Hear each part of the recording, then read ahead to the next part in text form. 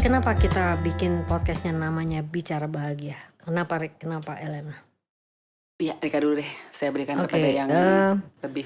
Karena akhir-akhir ini karena pandemik tuh, jadi kayaknya dunia kita ini jadi kayak terlalu gelap ya kalau menurut aku ya. Jadi kayak kalau kita ketawa-tawa gitu kayak nggak pantas gitu, karena banyak yang kehilangan pekerjaan, banyak yang kehilangan anggota keluarganya gitu ya. Jadi kayak kurang gitu loh. Nah sementara kalau lawak-lawakan itu kayak oke, kita sementara lupa ya dengan kesedihan kita, tapi kan kita balik lagi. Nah kalau kenapa kita podcast bahagia, bicara bahagia menurut aku karena memang ya itu yang dicari orang gitu loh. Klien-klienku datang dengan kepengen bahagia gitu kan. Nah, susah jadi ya bahagia itu. Iya susah bahagia. Ternyata ya. Susah, sampai mesti konseling itu susah Nah ya bahagia. iya.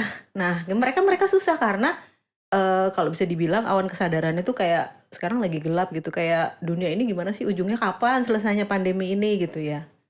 Gitu sih kalau aku ya. Kenapa aku ingin berpartisipasi, karena ya itu tadi, biar mereka juga bisa dengar suatu percakapan yang sebenarnya bahagia banget juga enggak sih. Tapi minimal Kalau bahagia apa enggak lu? kalau gue ini tertarik ada dengan kemungkinan menemukan kebahagiaan di antara ketidakbahagiaan yang banyak. Betul. Karena ini momen yang semuanya yang lo bilang tadi, bahwa kok ngeliatnya ke depannya agak suram, terus pelan, dan banyak yang juga intoleran. Jadi ada negara-negara yang vaksinnya banyak, ada yang enggak. Artinya kayak nilai-nilai kemanusiaannya tuh kayak diuji. Betul. Jadi menemukan kembali atau melakukan definisi ulang terhadap apa sih yang membuat kita bahagia itu menurut gue sangat penting di tahap apapun. Iya, sedap. Gue udah mulai gini, oh ada definisi itu ya, baru tahu gue. Karena kan ya kebahagiaan kebahagiaan anak 20 tahun sama kayak kita yang udah over makan 50 asam itu lambung beda. itu udah Beda. Iya, tapi benar, maksudnya gini, sebenarnya kan orang itu sebenarnya kebahagiaan itu sebenarnya tidak perlu didefinisikan lagi seharusnya. Iya kan, bahwa semua orang ketika dia nggak susah, supposed to be harusnya dia paling tidak dia bisa bahagia. Itu kan paling gampang gitu. Lu susah nggak? Enggak, gue bisa makan, gue bisa ini. Itu kan sebenarnya udah paling dasar dari sebuah kebahagiaan. Lu bisa nggak kelaparan, ya kan? Tapi akhirnya orang mencoba membuat itu jadi sebuah definisi yang membuat gue malah memperumit yang tadinya dia pikir dia bahagia. Ternyata gue belum bahagia ya. Kok ternyata masih jauh dari kebahagiaan itu sendiri. Kalau menurut gue sih gitu. Karena apa? Happiness itu tuh dibuat sebuah definisi sehingga orang akhirnya ngejar ke sana. Kalau itu tidak dibuat definisi, orang nggak akan ngejar. Karena dia udah ditemukan sendiri sebenarnya. Itu kadang-kadang. Kayak jadi orang, kenapa sih lu ujungnya apa? Kebahagiaan. Absurd kan akhirnya. Coba lo ya, semua orang cita-citanya apa? Jadi orang yang hidupnya bahagia. Iya benar. Kemarin ada klien ke gue bilang dia kurang bahagia. Kenapa? Gue bilang gini, gue lagi susah nih mbak. Kenapa? Gue bilang gitu. Iya pekerjaan. Gue kan punya usaha sampingan. Ini udah ngomong nih usaha sampingan. Usaha sampingan gue tuh lagi macet. Oke. Terus gue tanya, sebenarnya tujuan utama lu punya usaha sampingan tuh apa gitu kan? Kurang kerjaan. Kan mungkin banyak ya penyebab orang. Oh enggak, gue pengen keluarga gue lebih bahagia, ke depannya lebih terjamin, dapat duit lebih banyak lah gitu ya, ekonomi. Terus pertanyaan gue, kalau kayak sekarang kondisinya lu sampai perlu ke psikolog, terus kemudian lu merasa nggak bahagia, bahkan marah-marah sama orang yang lu cinta itu, yaitu keluarga lu itu gitu loh. Itu lo makin dijauhkan atau makin didekatkan gitu kan. Jadi definisi bahagianya ini udah berubah, bener kata Mbak Elena, mengejar target yang diinginkan. Jadi udah bukan lagi kebahagiaan, tapi usaha gue tuh harus berhasil, padahal usaha sampingan gitu. Jadi yang mainnya tuh yang mana sebenarnya? Yang main tuh yang mana? Sementara main lo tuh masih tetap gitu loh. Kenapa jadi susah? Kan itu tadinya hanya namanya usaha sampingan. Judulnya kan harusnya porsinya lebih dikit ya, gitu kan. Iya, nggak prior. Kayak silent investasi gitu-gitu ya. Tapi kalau ternyata itu jadi momok buat kita, malah jadi kita memikirkan lebih itu daripada yang utama, kan lucu gitu loh kayaknya gitu. Nah tapi itu, that's why aku ingin bicara bahagia itu sekalian untuk ke arah situ gitu loh. Sebenarnya tahu nggak sih lu yang disebut bahagia itu apa gitu? Karena kita bertiga sendiri kalau mau ngomong bicara bahagia bisa lu, beda-beda. bahagia gua aja udah beda. Iya. Karena gue sekarang makan enak, ketemu daging enak, itu gue udah bahagia banget. Bener. Gue kalau bisa pakai daster terus nggak perlu make upan gitu, buat gue bahagia banget tuh. Gitu. Gue setuju, kecuali dasternya. Kalau percaya daster, dagingnya gue bener. gak dasteran. Kalau dagingnya bener. Kayak daster tuh surga, tau nggak? Apalagi daster robek ya. Iya, apalagi yang udah lama ya.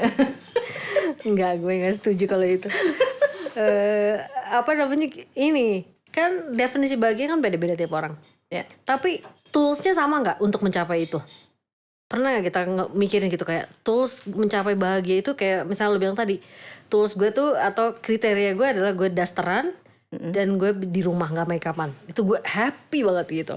Di satu sisi, tapi kan happiness in general, orang itu kan happiness itu kan menemukan kebahagiaan di antara tanggung jawab.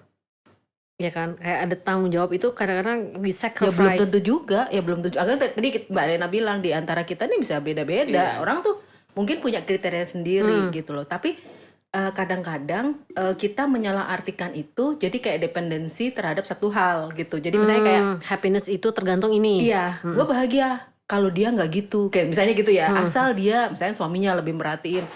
Lo yang judulnya bahagia itu sebenarnya diri lo sendiri lo harusnya bisa mencipta gitu loh. Kalau menurut aku lo ya, mensyukuri itu kan bisa macam-macam gitu, dan itu udah, kalau aku definisinya itu udah bahagia. In general, aku akan stres kalau aku nggak bisa begitu, justru itu. Nggak kayak gini dong, kayak orang-orang bucin ya, Bo. Gue akan bahagia kalau ngeliat lu bahagia. Sedap. Bisa jadi Itu sih. 20 tahunan itu. Itu bisa jadi ya, bisa juga. Can anyone really be happy kalau Bisa jadi sih, menurut gue ada bisa jadi juga, tapi emang nggak semudah itu. Maksudnya itu kan dia apa ya? Mungkin bahasa psikologinya apa ya? Mendinai, maksudnya dia menempatkan itu menjadi sebuah replace. Mungkin kalau dia nggak bisa bahagia, jadi ya udah orang lain bahagia, dia replace ke Mirroring. orang lain atau mirroring ya gitu. Tapi mungkin nggak sih? Sebenarnya bisa jadi nggak sih? Karena sebenarnya kan itu kriteria jadi kriteria orang yang dia pakai buat bahagia kan. Kalau lu bahagia, gue bahagia deh. Asik. Bisa sih, bisa. Kalau menurut aku bisa apa aja sebetulnya. Upik gimana? nggak setuju gue. Karena Kebahagiaan itu gue hanya di bisa atas terjadi segala-galanya. itu hanya bisa terjadi kalau unconditional love-nya udah ada dulu. Misalnya sama anak.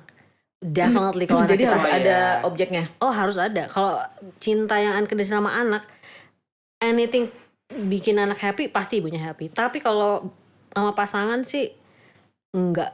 Cuma Apalagi kayak pacaran gitu kayak nggak bisa. You have to be happy with yourself dulu, baru you can be happy for others. tapi klien datang ke gue nih ya, dia not happy dengan perkawinannya dia gitu.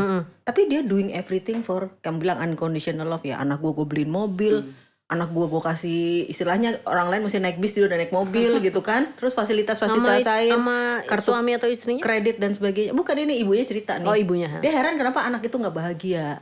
Tapi ibu itu sendiri tidak bahagia. Jadi kalau menurut gue, unconditional love itu juga memerlukan kondisi diri dari yang memberikan unconditional love. Karena kalau anak sama ibu sama anak itu kayaknya ada garis yang nggak pernah putus gitu. Kalau Iya. ibunya bahagia, anaknya bahagia. Sebaliknya, vice versa gitu. Jadi kalau ibu kan kadang-kadang, gue mau dia bahagia, gue beliin dia mobil, segalanya lebih dari teman-temannya gitu ya.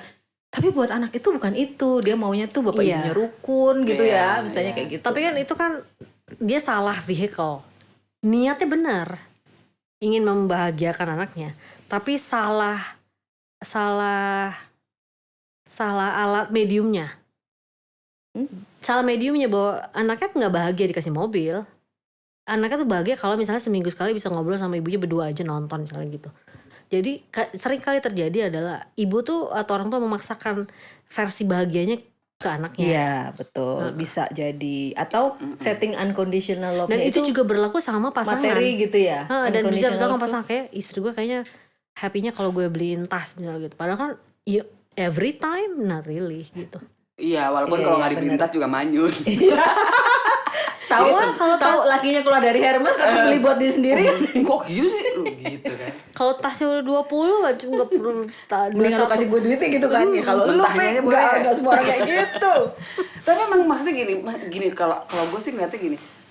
Kita ngomong bicara bahagia, kita bertiga ngomongin bicara bahagia. Bahwa kalau kita bicara bahagia, sebenarnya waktu kita membicarakan sesuatu yang kita suka, sebenarnya kan itu juga sudah membahagiakan kita sendiri kan. Patokannya adalah kita bisa mengeluarkan sesuatu yang kita pengen keluarin, itu sebenarnya sudah cukup bisa membuat bahagia menurut gua. Karena orang-orang yang nggak bahagia adalah orang-orang yang emang dia sendiri nggak tahu apa yang mesti dikeluarin dari dirinya kan, nggak tahu mau ngomong apa, nggak tahu mau ngapa-ngapain. Menurut gua itu yang lebih parah daripada orang yang bisa ngomong apakah itu sebenarnya udah bahagia menurut gue. Kayak misalnya kita gini nih, kita mau ngomong bahwa gila, gue seneng banget lihat lo, ya kan? Lu lihat lu senyum, Jadi gue karena ngomong itu kan gue udah bahagia kan. Bener. Paling enggak gue nggak membuat lu rusuh gitu kan. Kecuali gue bilang, gila lu makan apa lu Ndro? Gitu kan. Jadi mungkin itu kayak kalau kayak gitu sebenarnya dia self awarenessnya rendah. Dia nggak tahu apa yang bikin dia happy, nggak pernah mindful terhadap yang dilakukan kayak itu yang bikin orang susah bahagia karena dia nggak tahu. Dan bisa aja definisi lu, definisi gue, definisinya Upik tuh benar emang. Jadi karena orang tuh setting kebahagiaan itu pasti ada pengalaman diri ya. Paling tidak dari family education lah ya. Kalau di family education itu bahagia ditakar dengan uang gitu ya.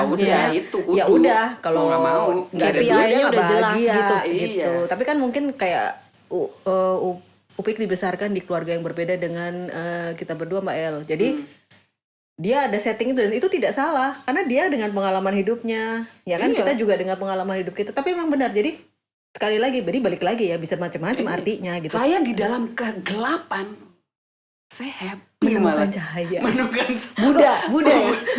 Iya benar loh. Sekarang gini, ketika lo dalam terang benderang, lu gak akan memahami betapa bermaknanya cahaya itu. Tapi ketika lu dalam gelap, lu ada titik cahaya itu udah alhamdulillah banget. Alhamdulillah ya Allah, ada terang juga. itu gue kalau mati lampu kayak gitu. Gila bisa menghargai bahwa gila gue bahagia banget ternyata. AC yang tidak pernah gue terima kasihin itu ya. Ternyata kalau mati lampu ya Allah. Mati lampu. oh gue air.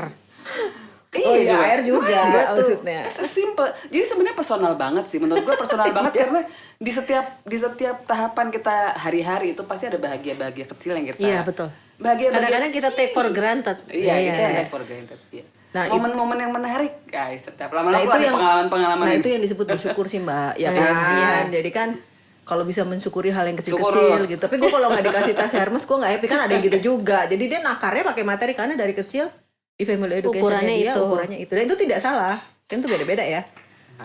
Cuman memang jadinya pencapaian bahagia itu tadi asalkan tidak berubah menjadi sesuatu yang salah ya. Misalnya kayak tadi jadi ngejar target itu sendiri kayak tadi kan harus punya tas penghasilan ini, tambahan gitu. kenapa jadi utama ya? Oh iya penghasilan. Semua tabungannya dikuras buat usaha sampingan itu berarti bukan usaha sampingan menurut gue lo ya.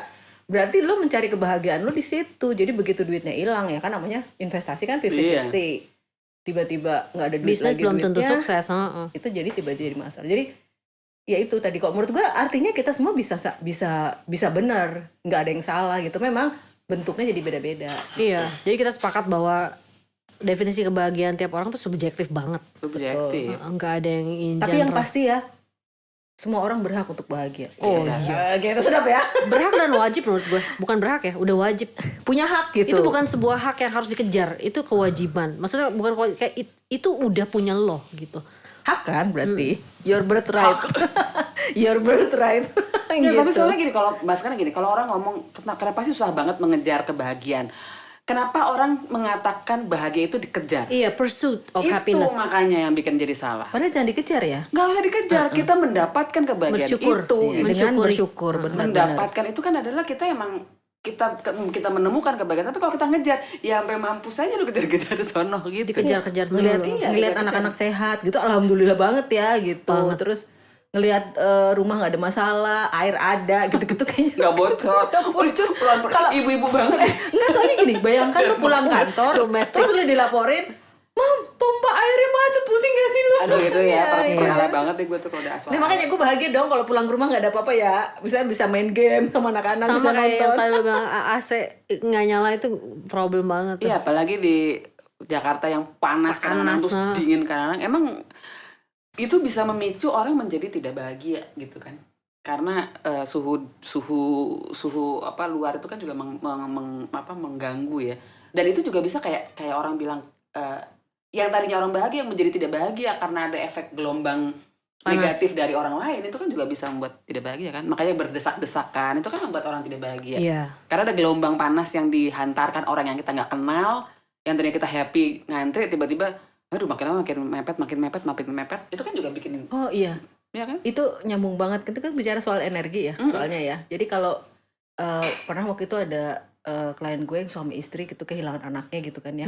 Nah si ibu ini mau diterapi langsung Sementara kalau cowok kan kadang-kadang defense ya Oh kan? iya. Gue nggak apa-apa, I'm okay gitu Iya, ya, gue masih emang. bisa Gue kerja gak pernah gitu. ada masalah. Lu kan yang punya masalah gitu ya. Nah, si ibu udah oke nih kan, dia di terapi berapa kali udah oke. Tapi ibu tuh suka nanya, gue tuh ngerasa gue udah oke, gue udah bisa kearisan, tapi kenapa bangun tidur gue masih suka nangis ya? Maksudnya nangis yang tanpa disadari sebabnya. Terus gue nanya, lu tidurnya bareng suami lo? Ya iyalah gitu.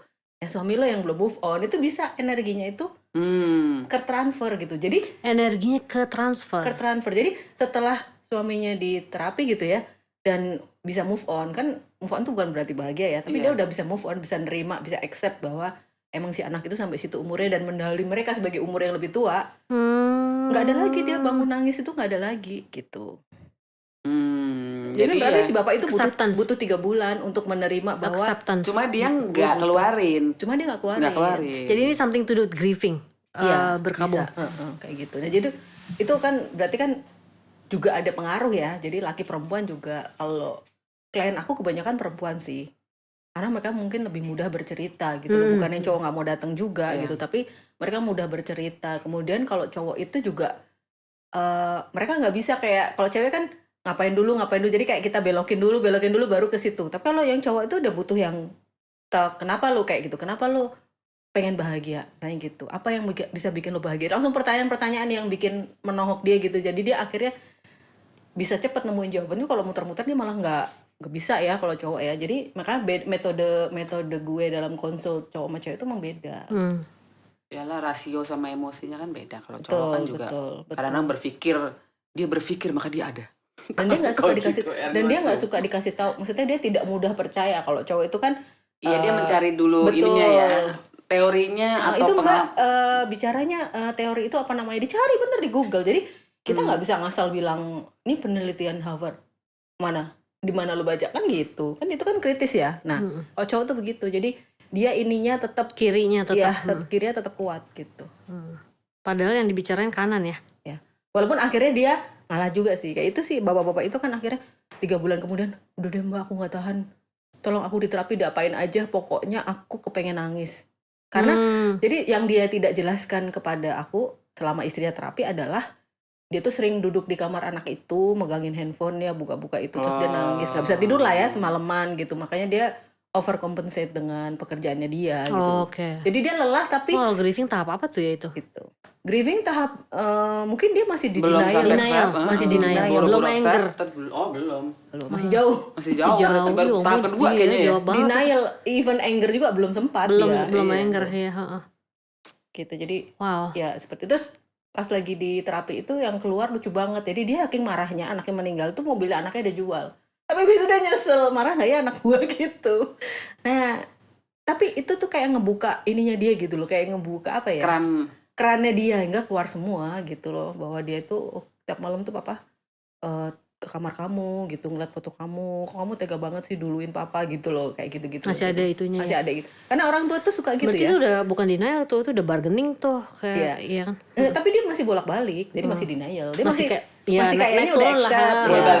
Bolbal. Bolbal ya. Pertama kali dia ngomong sama gue gini, aku nggak apa-apa kok, aku Iya, baik-baik aja. I'm Bahkan fine gitu ya. bahkan aku sebelum ke rumah duka masih sempat makan dulu, aku arrange besok aku nggak masuk sama sekretarisku. Jadi kayak apa ya, everything is fine gitu. Dia pengen nunjukin itu, tapi dia nggak cerita kan bahwa setiap malam dia masuk ke kamar anak itu dan nangis. Makanya si istrinya itu selalu paginya nangis karena energinya pindah Keserap. gitu. Terus Gimana caranya tuh energinya pindah gitu? Bagaimana? Ya kan kamu, jadi ini kayak kita bicara soal awan kesadaran.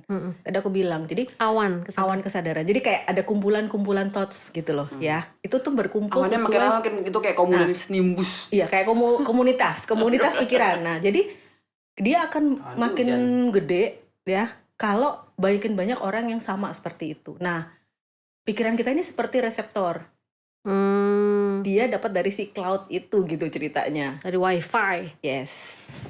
Ya kan soalnya dia mengakses hal yang sama kan gitu. Kayak nonton film sedih, kenapa kita bisa nangis? Jadi ada shared thoughts. Yes. Gitu.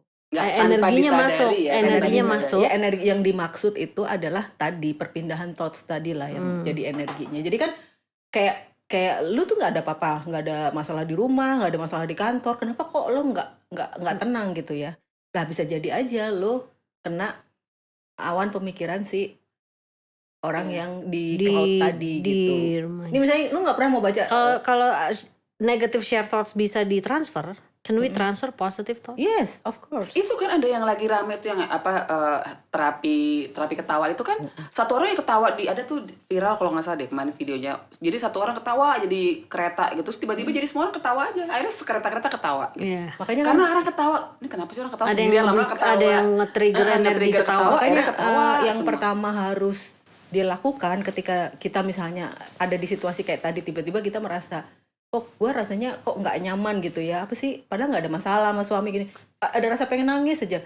Nah sebaiknya untuk dapat energi positif kita cari misalkan teman-teman kita yang lucu kan banyak semua ya kan, kalau nelfon dia pasti gila-gilaan gitu ketawa-ketawa gitu ya. Nah itu bisa jadi kayak itu tadi penyeimbang Lo si pindah, positif pindah. itu. Tapi kalau kita ke teman yang sama-sama iya ya hidup ini kayak gini banget, terus Iya, suami gue juga baru murungs, dipecat murungs gimana ya itu makin Itu turun kayaknya WA group gitu tuh. Kalau Nah, lagi ngebahas ya kan, bahayanya. WA group kan Benar-benar. kadang ngebahas hari ini. benar-benar Kalau gue nggak gue baca. Iya, Kalau ada lagi yang mulai kayak gitu kayak I'm not gonna go into that energy, gue mendingan cari happiness gue sendiri, which is kayak nonton persoalannya sports. kan orang kadang latah dan itu tuntutan dari lingkungan gitu loh. Kalau lo mau bisa ngobrol sama mereka, lo Jump harus in masuk into ke the topik diskusi itu itu, gitu. Nah ha. jadi kan lo kayak misalkan sih layan putus gitu, orang jadi yang tadinya nggak kepengen nonton jadi nonton karena kalau nggak dia nggak Gue bisa nggak. ngobrol nih misalnya Iya. gitu ya. Jadi itu kayak bukan kemauannya dia sendiri. Nah sekarang ini kan begitu, perhatikan deh generasi-generasi yang sekarang itu memang mudah banget goyang. Kenapa? Ya karena nggak tahu ya, gue sih ngerasa ya ajaran yang diajarin bokap nyokap gue yang cukup sederhana itu untuk bisa bahagia itu kena sama gue sampai sekarang gitu loh. Nah jadi bukan barang, bukan apa, tapi perasaan dalam diri lo sendiri itu seperti apa, dan itu tidak tergantung orang lain. Orang bisa lo dibully atau apa, tapi kalau lo tetap sama diri lo itu konten gitu ya udah nggak ada masalah gitu. Tapi kan sekarang nggak, coba lihat generasi yang sekarang problem solving aja mereka kesulitan ya nggak sih. Mereka mungkin genius ya di Iya, digital iya. atau tapi mereka dalam emosi gitu. Nah itu perlu bantuan banget. Kenapa? Clouds-nya sih gue rasa. Zamannya kita dulu nggak ada digital ya. Nggak ada. Bukan Cloud9 ya soalnya. Sekarang bukan cloud nine, ini cloud beneran. Gitu. Kalau lu diskotik ada night cloud, kebalik. Itu zaman dulu berapa? Itu club ya, Cloud. bukan cloud. Lucu Itu nih main. ada nine cloud dong. Nah, nine cloud tuh yang lantai yang paling penting itu kan. Iya. Jadi dia kayak surga ketujuh gitu kan, orang suka bilang gitu ya, surga ketujuh itu tempat yang 9 ya? paling. Enggak. Awan ke-9. Awan ke-9. Iya kalau Awan awan ke-9. ke-9, kalau ke surga ke langit yang ketujuh. Ya langit gitu. ketujuh. Oh, gue jadi ngaco. Sekarang menurut gue yang sulit itu ditemukan oleh individu itu, terutama yang millennials, adalah ukuran happinessnya kan berdasarkan influencer. Mm-mm. Ya kan, ya kalau lo punya mobil ini, you look like this, you be happy, followernya banyak, yang like postingnya banyak. Nah, sebenarnya mereka belum tentu itu bikin happy. Betul. Jadi Tapi nggak bikin bagaimana malu. menemukan power? Ya jelas Tapi itu nggak belum bikin tentu malu. happy, tapi nggak bikin malu, bener. Orang anak sekarang gitu, tapi yang penting nggak bikin malu. Iya, Nggak iya, happy iya. tapi nggak malu. Followernya berapa? 3. Kan nggak mungkin malu.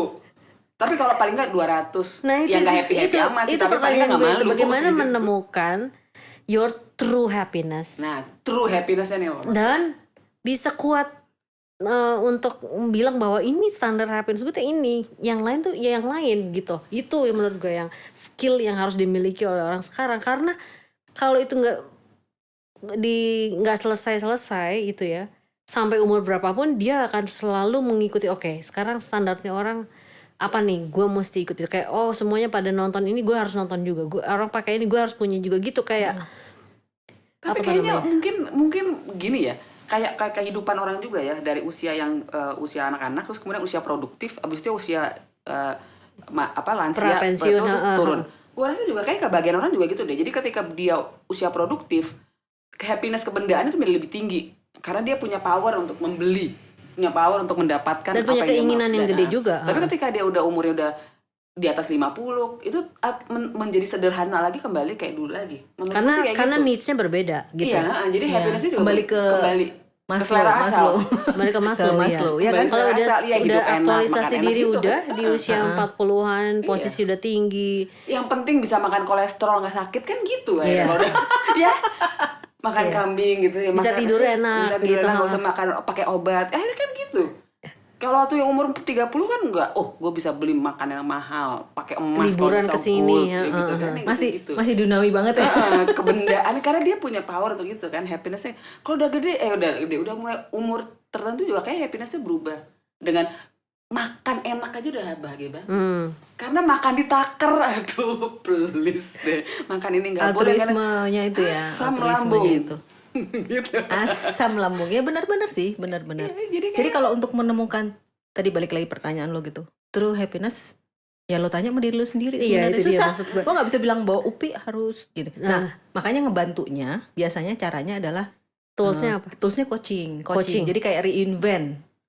What do you want gitu kan? Kadang-kadang kita kan Bukan udah terlalu banyak reinvent pikiran, mungkin, kayak reawaken, kayak tadinya kayak maunya kayak menemukan kembali. Jadi bukannya kita ngasih. Jadi bukan definisi baru, tapi bukan- kayak iya, jadi I don't put something new kan, tapi kayak di reinvent gitu maksudnya istilah gue. Jadi kita menemukan lagi perbendaharaannya di dalam diri kita itu Sendiri, sebenarnya ya. itu keluar sendiri. Dan itu lebih membekas ya daripada kita menggurui gitu. Anak sekarang mana bisa? Iya. Kamu tuh harusnya gini-gini, tapi kan kita biasanya pakai pertanyaan. Menurut kamu itu bagaimana kan gitu. Kalau yang Mami baca sih begini. Oh enggak, kata teman-temanku begini. Coba cari gitu loh, maksudnya supaya dia bisa mutusin gitu kan. Dia oh iya deng, Mami bener gitu. Atau temanku bener, Mami salah, ya udah fine. Namanya juga discussion. iya. Gitu. Iya. Kalau anak sekarang iya gitu. Ya kan gitu kan, nggak Dan bisa cepat kayak dulu. berubah. Dan cepat berubah. Bener. Misalnya janjian makan, iya. janjian makan siang di sini. Nanti bisa hari itu kayak kita memutuskan pindah gitu. Iya. Jadi kita kalau kita nggak fleksibel atau flexibility Wah, kita iya. ini wah Stres kita. Nah makanya itu yang gue bilang kebahagiaan kan. Bahagia kan bisa nurutin anak dan gue sendiri happy gitu kan ya. Tapi banyak ini. Gue akan bahagia kayak melihat lu pendekatan bahagia. pendekatan pada tugas misalnya gitu ya. Nah kita tuh suka melihat sesuatu itu dari beratnya dulu gitu loh. Padahal sebenarnya ini cara berpikir aja kan. Kalau lu nggak mau stres ya, lu cari mudahnya dulu. Nih contoh ya, misalnya harus ngerjain 8 soal gitu. Nah, lu cari soal yang paling mudah kan gitu ya. Kita yang nggak bisa dilengkap dulu kan gitu ya, kita kalau esai segala Iya, macam gitu. Atau kalau pilihan ganda juga begitu, kita isi dulu ya. Nah, baru kita nanti kembali Balik lagi ke lagi, tempat yang itu. Sebenarnya gunanya apa sih? Karena dengan kalau berhasil gitu, kayak kita berhasil lari 1 kilometer dengan kecepatan sekian, sekali itu udah deket banget gitu ya mencapai. Ini misalnya harusnya 10 menit, aduh 8 menit. Tapi kemungkinan itu jadi ada. Itu sebabnya apa? Itu sebabnya apa? Itu kan karena the power of harapan. Ya nggak sih? Iya. Jadi begitu kita udah bisa, Anak pasti Jaksel kita the power The of power of harapan. harapan. Anak Susah ya, Jaksel nih. susah sih mau ngomong kekuatan harapan. Gue kok kayak Sailor Moon ya. The power of Kekuatan harapan. Anak Jaksel Ya, banget. cuman gitu kan, itu seperti itu. Jadi kalau nanya terus happiness ya kembali lagi ya yang dalam diri lo lah. Gue nggak bisa mewakili kan, kita punya latar belakang Iya, yang tapi berbeda. kayak yang sekarang menjadi problem itu adalah orang tuh nggak tahu true happiness-nya apa, karena selalu pakai ukuran yang di luar, ukuran yang dia nggak ke dalam ya. jadi kalau ke dalam itu kan pada level yang usia perkembangannya udah settle gitu, udah Udah makan asam lambung. udah makan itu asam tadi. lambung, udah Pengaruh asam apa lambung yang tadi, jadi ya kan? ukuran Iya. sukses atau ukuran happy orang lain tuh dia penuhi semua. Ya karena yang susah kan sekarang balik-balik lagi karena gini loh. Di setiap kita mau ada sekolahan apa kan selalu ada metode, ada pengukuran, ada gitu-gitu kan.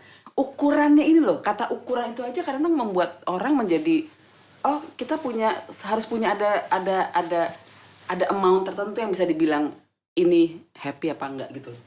Kata-kata ukuran itu kan sebenarnya juga cukup memberatkan loh. Coba kalau kita bilang ya apa yang lu rasa, ya udah. Tapi kalau lu ukur, Nah, susah. ukur itu kan ada mengkuantifisir kan jadinya, bukan membuat menjadi kualitatif gitu kan. Nah itu yang jadi kadang berapa jumlahnya. Iya.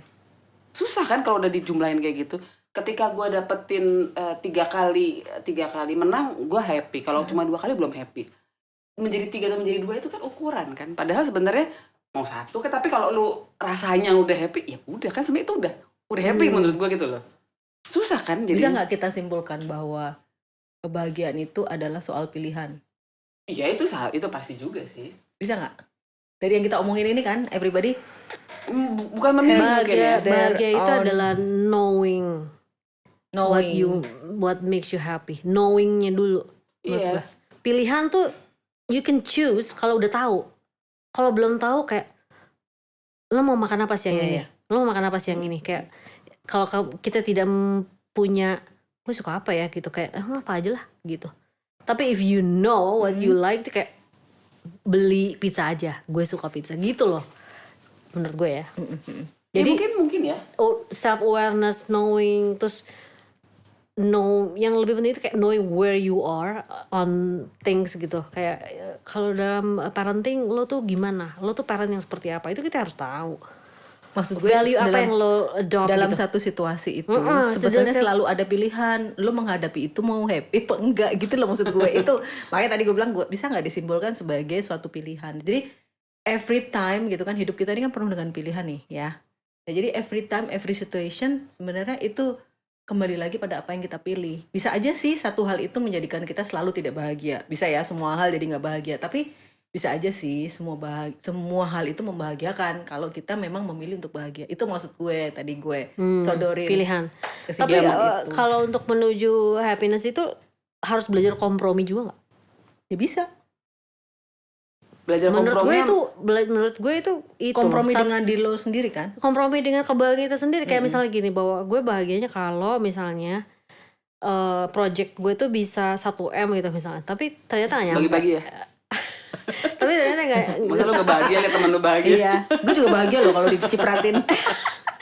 Tapi ternyata nggak nyampe gitu, kayak jadi ya udah terima aja, gitu, be happy with it, nggak usah juga kalau masih muda tuh gue dulu gue Tapi kan lo tetap bisa memilih sebenarnya. Dengan situasi lo tidak tercapai itu lo mau bahagia apa enggak bahagia? oh iya, berarti learn apa tuh namanya, bukan compromise ya, tapi kayak Kita tahu Bersyukur.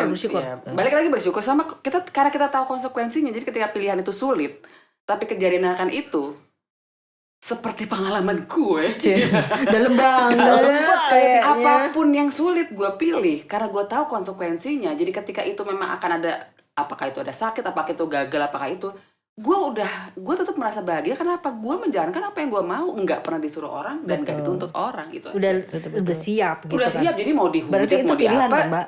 mau diapain juga, gue tahu bahwa gue nggak jadi apa kata orang, soalnya itu tidak membahagiakan gue kalau gue jadi apa kata orang kan, tapi gue menjadi gue sendiri, itu adalah kebahagiaan Dengan gue. segala resikonya Dengan ya. resikonya. Ya. Kan lo juga yang nanggung ya. Kan gue juga, iya. gitu. Berarti Tapi buat gue udah happy tuh. Tagline kaosnya choose to be happy ya. Ya. Iya, gitu. just to be happy karena kita nggak bisa By the way, kalau ada yang mau pesan bisa diterima.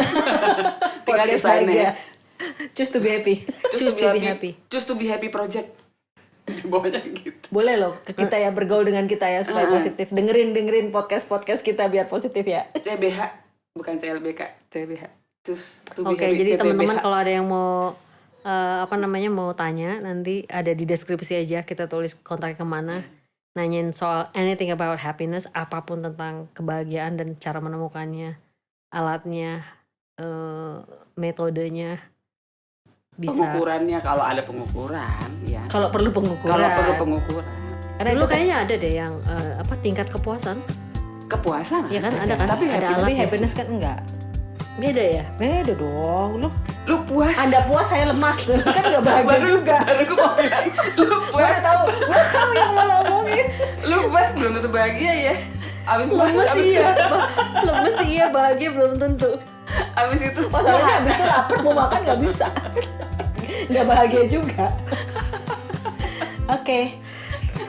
baiklah Baiklah. Oke, sampai ketemu lagi di bicara bahagia. Bicara bahagia Bicara berikutnya. Yes.